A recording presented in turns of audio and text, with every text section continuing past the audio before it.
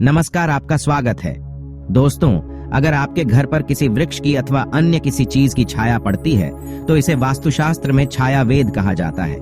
ये वृक्ष spiritual angle से भले ही ऑस्पिशियस या इनऑस्पिशियस हो, लेकिन इनकी शैडो घर पर पड़ना अशुभ ही माना जाता है। एंशिएंट हिंदू स्क्रिप्चर्स में यह बताया गया है कि छाया वेद से जीवन में अनेक प्रकार की प्रॉब्लम्स निर्माण होती है। इसका उस भवन में रहने वाले मुखिया पर, अर्थात जो व्यक्ति घर को चलाता है, उस पर नकारात्मक प्रभाव पड़ता है। एंशिएंट वास्तुशास्त्र में घर को मंदिर कहा गया है और घर के निर्माण कार्य को भी धार्मिक कार्य कहा गया है।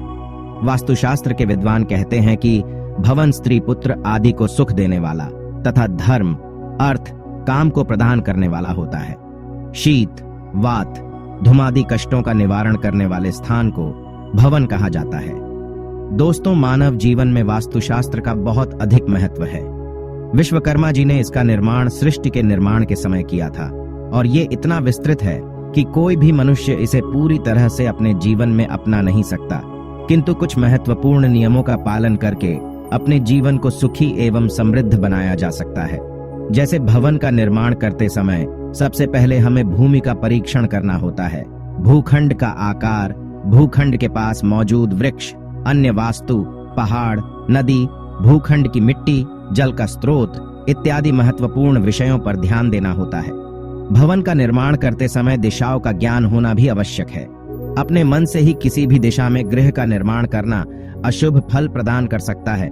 इससे कई प्रकार के वास्तु दोष उत्पन्न हो सकते हैं। वास्तुशास्त्र में कई प्रकार के वास्तु दोषों का वर्णन किया गया है, जिसका अशुभ परिणाम घर में निवास करने वाले सदस्यों पर पड़ता है। आज हम बात करने जा रहे हैं घर पर पड़ने वाली छाया से उत्पन्न होने वाले दोषों के बारे में। यदि कोई वस्तु अथवा वृक्ष घर में प्रवेश करने वाले प्रकाश और वायु के मार्ग में रुकावट निर्माण करता है तो उसे वेद कहा जाता है। घर के सामने उपस्थित खंबा, नाला, रुका हुआ पानी, चौराहा, पेड़, बिल्डिंग, मंदिर इत्यादि चीजें भी वास्तु दोष निर्माण कर सकती है यदि ये अनुचित दिशा में मौजूद हो। वास्तुशास्त्र में कई प्रकार के वेदों का वर्णन किया गया है।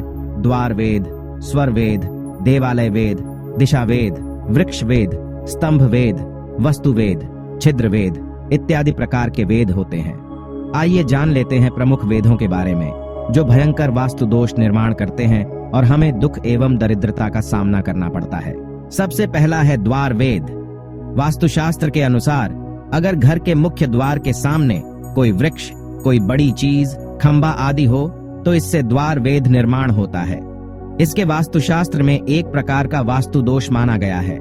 घर के मुख्य द्वार के सामने कोई बिजली का खंबा नहीं होना चाहिए। इससे घर में शोक और क्लेश का माहौल निर्माण होता है। घर के सामने कोई बड़ी दीवार हो अथवा कोई बड़ा गेट हो जिसकी छाया मुख्य द्वार पर पड़ती हो तो उस घर में रहने वाले सदस्यों को कार्यों में सफलता नहीं मिलती है। बहुत परिश्रम करने पर भी असफलता हाथ लगती है। यदि घर के सामने कोई गड्ढा हो अथवा कीचड़ तथा गंदा पानी फैला हुआ हो तो यह भी बहुत अशुभ स्थिति निर्माण करता है। घर में सामने गंदा पानी होने से कई प्रकार की बीमारियां और कीटाणु का भी प्रादुर्भाव होता है। इसीलिए घर के सामने कीचड़ अथवा बड़ा गड्ढा नहीं होना चाहिए। घर के मुख्य द्वार के ठीक सामने कुआं, हैंड पंप अथवा पानी की टंकी भी नहीं होनी चाहिए। इससे घर में रहने वाले सदस्यों को मानसिक रोगों का सामना करना पड़ता है। घर में अशांति बनी रहती है और वाद विवाद बढ़ते चले जाते हैं। इसीलिए घर के मुख्य द्वार के ठीक सामने किसी भी प्रकार का जल स्रोत नहीं रखना चाहिए। दूसरे प्रकार का होता है स्वर वेद। वास्तुशास्त्र के अनुसार स्वर वेद का मनुष्य के जीवन पर बहुत ही बुरा प्रभाव पड़ता है। घर में अगर अशांति हो तो उस स्थान पर देवी लक्ष्मी कभी वास नहीं करती है और घर में अशांति का सबसे बड़ा कारण हो सकता है स्वर वेद। स्वर वेद के कारण घर में वाद विवाद, लड़ाई झगड़े, शत्रुओं में वृद्धि, कार्यस्थल पर अपमान आदि प्रकार की समस्याओं का सामना करना पड़ता है। पति और पत्नी के बीच में लड़ाई झगड़ों का कारण स्वर वेद ही होता है। स्वर वेद उसे कहते हैं जब घर में किसी वस्तु से कर्ण कर्कश ध्वनि सुनाई देती हो, जैसे मुख्य द्वार खोलते अथवा बंद करते समय आवाज आने लगे, खिड़कियां खोलते समय कर्ण कर्कश आवाज सुनाई देने लगे, दरवाजे पर लगा कड़ी कोंडा आवाज करने लगे आदि स्थानों से निकलने वाली कर्ण कर्कश आवाज स्वर वेद निर्माण करती है। इसीलिए इन्हें जितना जल्दी हो सके ठीक करना चाहिए, अन्यथा घर में अशांति बनी रहती है। तीसरे प्रकार का होता है छिद्र वेद। वास्तुशास्त्र में कहा गया है कि छिद्र वेद के कारण घर से धन का खर्च बढ़ता है, आर्थिक हानि होती है और नकारात्मक शक्तियों का भय बना रहता है। घर की दीवारों पर अथवा मुख्य द्वार पर छेद होने से छिद्र वेद होता है। यहाँ तक कि वास्तुशास्त्र में कहा गया है, घर के पीछे की दीवार पर सुई के नोक के जितना भी छिद्र नहीं होना चाहिए। छिद्र वेद के कारण घर में नकारात्मक शक्तियां प्रवेश करती हैं। घर के अंदर नलों से पानी टपकना भी शुभ माना नहीं जाता, इससे धन का खर्च बढ़ता है। इसीलिए घर की दीवारों पर दरारें अथवा छिद्र नहीं होने चाहिए। खासकर मुख्य द्वार पर किसी भी प्रकार का छिद्र अथवा दरार नहीं होनी चाहिए। चौथे प्रकार का होता है ध्वज वेद। वास्तुशास्त्र के अनुसार किसी मंदिर के ध्वज की छाया घर पर पड़ना भी वेद निर्माण करता है। मंदिर के आसपास वाले घरों पर ध्वज की छाया पड़ती है तो इससे वास्तु दोष निर्माण होते हैं। इसीलिए मंदिर से 100 फुट के अंदर घर नहीं बनवाना चाहिए। लेकिन यदि मंदिर की ऊंचाई कम है और ध्वज की छाया घर पर नहीं पड़ती है तो इससे ध्वज वेद का निर्माण नहीं होता है। इसी के साथ ही वास्तुशास्त्र के अनुसार घर पर मंदिर की छाया भी नहीं पड़नी चाहिए। अगर सुबह के 10 बजे से लेकर दोपहर के 3 बजे के बीच में घर पर किसी मंदिर की छाया पड़ती है तो इससे छाया वेद का निर्माण होता है। इससे व्यापार और कारोबार में हानि, विवाह में देरी जैसी समस्याएं निर्माण होने लगती हैं। वास्तुशास्त्र के अनुसार पूर्व दिशा में मौजूद किसी भी पहाड़ अथवा ऊंची बिल्डिंग की छाया आपके मकान पर पड़ती है तो इसे अशुभ माना जाता है। इससे व्यक्ति के मान सम्मान में कमी आती है। वास्तुशास्त्र के अनुसार कुछ वृक्षों की छाया भी द्वार पर नहीं पड़नी चाहिए। इन वृक्षों की छाया मुख्य द्वार पर पड़ने से कई प्रकार के वास्तु दोष निर्माण होते हैं और जीवन में परेशानियां निर्माण होती है। वास्तु के अनुसार सुबह 10 बजे से दोपहर 3 बजे के बीच में कुछ वृक्षों की छाया द्वार पर नहीं पड़नी चाहिए।